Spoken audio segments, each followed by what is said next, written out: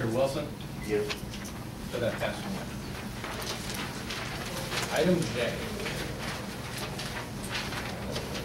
This is a resolution accepting agreement between the City of Fort Dodge and Snyder and Associates for engineering services in connection with the project known as the Downtown Realignment 2nd Avenue South to 1st Avenue South Impact Study. Make a motion, please. I'll make a motion.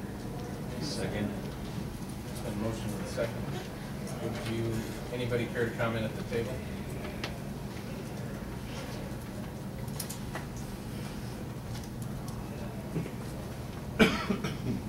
Anybody have a comment?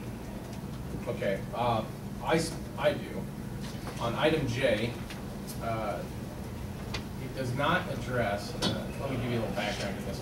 And we went through this whole process, and I've had a problem with, in the past, working on the council with the rest of the council, we've not had very good success in acquiring property.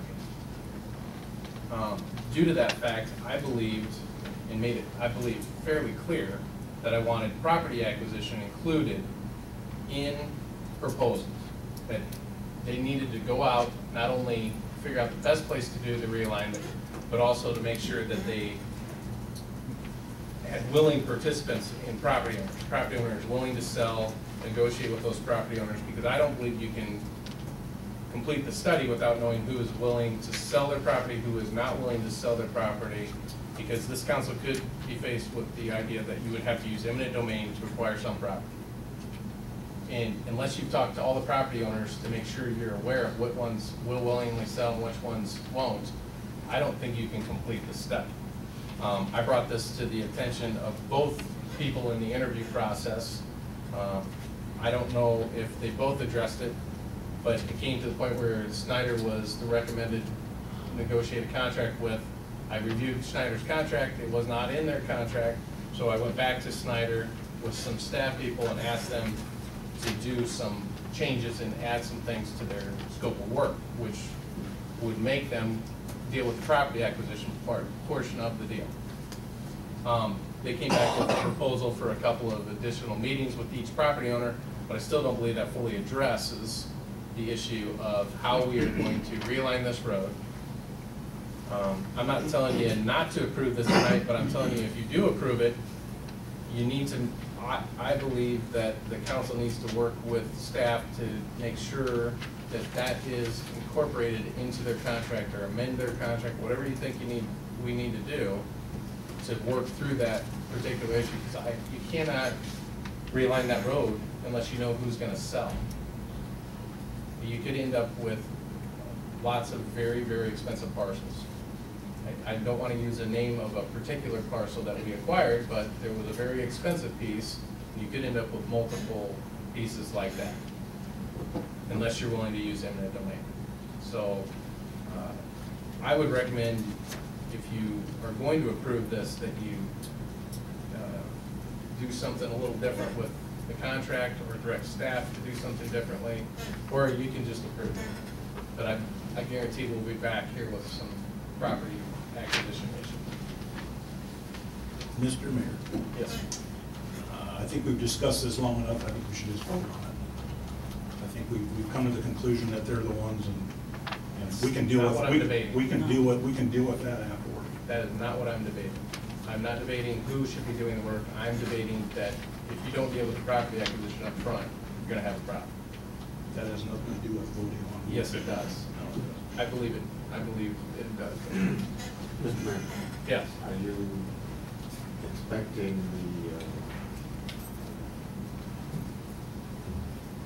the proposed engineer to do the negotiating? Yes. To acquire these properties, and that's not in the contract? That is correct. I believe they should at least acquire options on the parcels it would take to realign the road. And that would have to be done, if it's not in the original contract, it's going to have to be done by change order to the engineering contract. Correct. And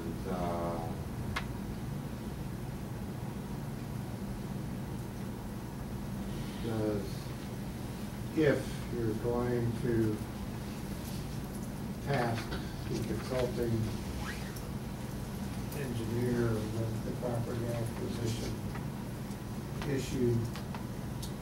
And based on conversations I've had with the city manager, you may want to task the consulting engineer with alternative routes, with alternative site acquisitions. Yeah, if I could say something, Yes, please. That is what we would do. I mean, one of the, property acquisition is just one of the components that go into where this eventual realignment is going to be. When it comes down to what's the most effective and efficient alignment, property acquisition is a component along the lines of overall, where, you know, for roadway purposes and connectivity, where's the best alignment, and also utilities, where's the best alignment for all of those things. So they're all coming to play into that equation. What we need to do is keep all those elements fluid until such point that we start nailing down different components of it. Once we have commitments on property, then the other pieces can come into play.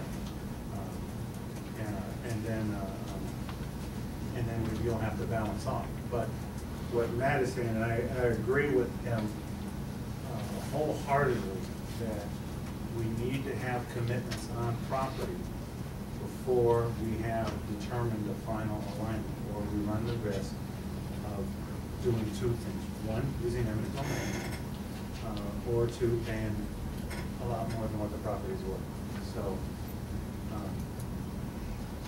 that's kind of what we have to do. And we have to take into consideration what that'll, there'll be extra costs, there'll be extra costs with appraisals, there'll be costs with securing options, and then there'll be costs of Snyder negotiating the price for the property.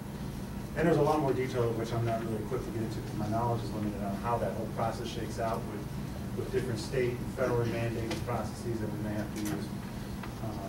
But Chad or Wade could explain those. So I mean, that's all needs to come here. So to use Snyder for that level of negotiations, which I think there is a benefit to that. And there will be a change order to what's proposed, what's currently proposed. Mr. Mayor. Yes.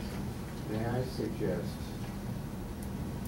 to accomplish what you wish to accomplish and to accomplish finality which Councilman Patterson wants to accomplish, that you approve the